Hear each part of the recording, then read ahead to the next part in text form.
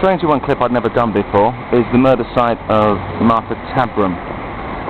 This is Whitechapel High Street. It's the old Victorian buildings over there.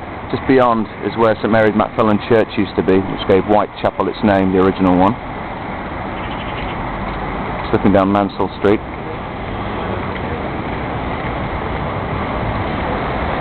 And this is where Gardener's Corner used to be.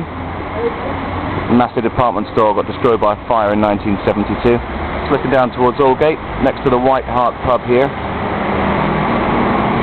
And this is going down Gunthorpe Street itself. Here's the entrance. Of course, George Yard in 1888.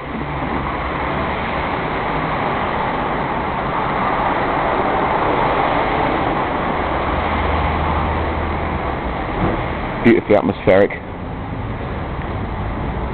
But not so great when you have to do a guided tour, which I have to do very shortly. There was a brick wall here that was constructed in the early 1900s, was demolished a couple of years ago, and they put up this aesthetically delightful building. On the back of the White Hart pub is this building. There's some tour guides and even some books and documentaries claim that this is actually George Yard Buildings, built in 1886.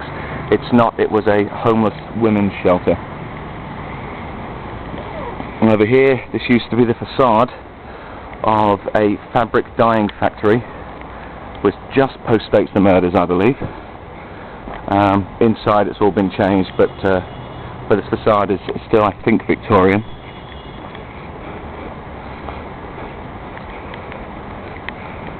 And further up the street there is an Edwardian school here. Looking rather like a lot of the board schools did.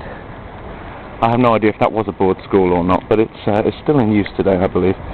Yeah, Cannon Barnet School, that one.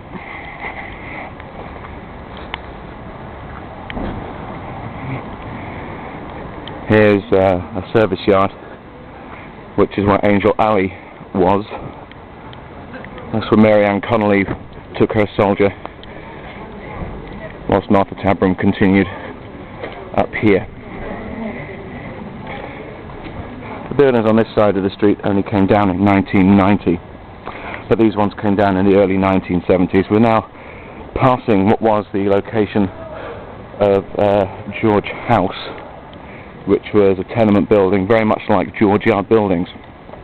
And indeed, Winston Ramsay, in his massive book of London Then and Now, the East End, he did confuse the two. But nevertheless, this is the location of where George Yard Buildings themselves used to be.